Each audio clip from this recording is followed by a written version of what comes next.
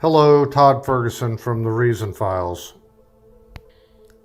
We have received some comments and questions from Dana Fritts. Needless to say, Dana Fritts, by the appearance of what she wrote, has attempted to nuke us over at the Reason Files. However, all her questions, comments, and concerns were addressed. We want to certainly give her a shout out for coming over the Reason Files and actually reading the articles. But with the shout out comes some disappointment. Kimmy Gessler did say anybody that comes over the Reason Files is a reprobate. So some bad news there. Perhaps Grayson would be able to address Kimmy's misguided statements and concerns. Okay, we're on the line now with Dr. Sam Gipp. Dr. Gipp, this is Todd from the Reason Files. You heard the Patrick Boyle phone call that we made to his church down there in Orlando. Would you care to comment on that?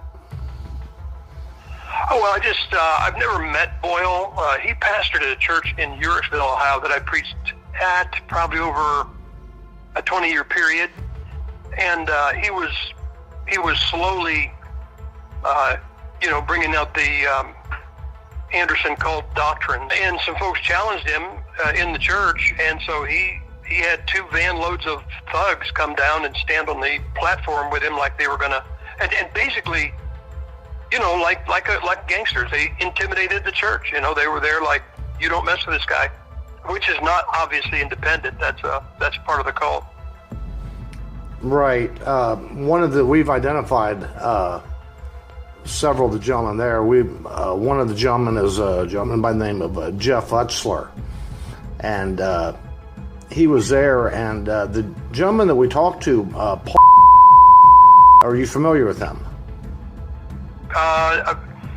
I know. I've never, if I've spoken to him, when his guys call, they impersonate somebody. I've had them call like they're pretending to be pastors to arrange a meeting, hoping that I'll fly someplace, get off the plane, and have nobody there.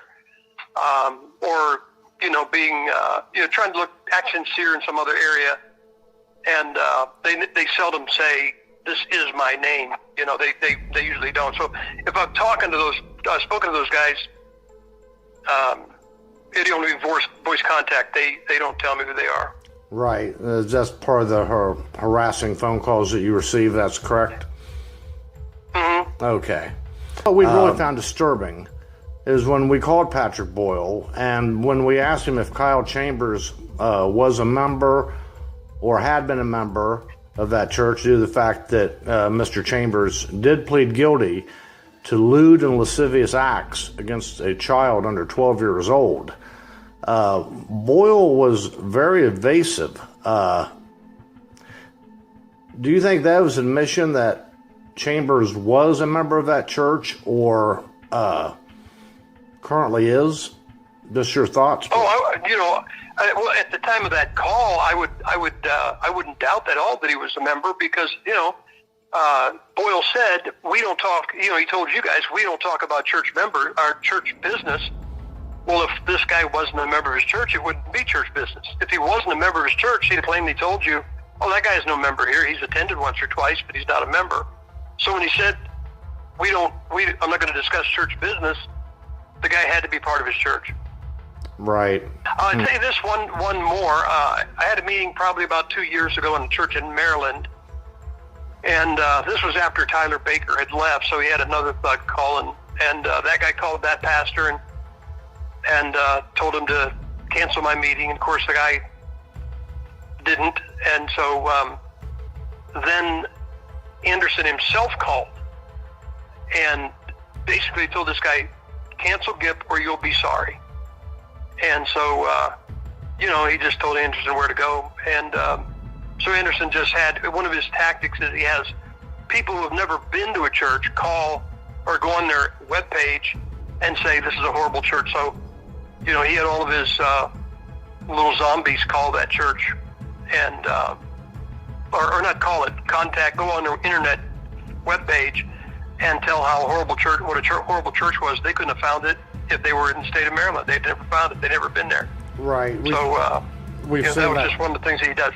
Yeah, we have seen that tactic before. Jeff Utzler's notorious for that, for posting reviews on churches that he's never been to before, and he says just the most outlandish things. This church denies the deity of Christ. Yeah. Well, here's the thing about that, Todd.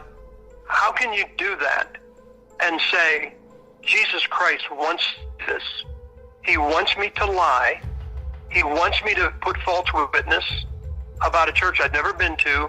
I am doing this for Jesus Christ. That spirit is no different than the spirit Muslims have when they say they're killing people for their God. Oh, I agree. I totally agree with you. And, I totally missed the part in the Bible where Jesus sent 3 of his followers into a casino bar to look up dirt on another. Could you help me out with that? Yeah, I'm not familiar with it. I know that Ramirez fellow, I know what he left. And again, I kind of chuckle when I call it the new FIB, new FIB, because FIB sounds better. But anyway, he calls it an independent movement. Then he fires a pastor of a church that's not a member of his church, and then installs another one. That's a denomination. And then this latest thing of him declaring that God anointed him to be a prophet, I think that's pretty evident that from the neck up, he's got some mental problems. Thank you, Dr. Gipp, for coming on and chatting with the Reason Files.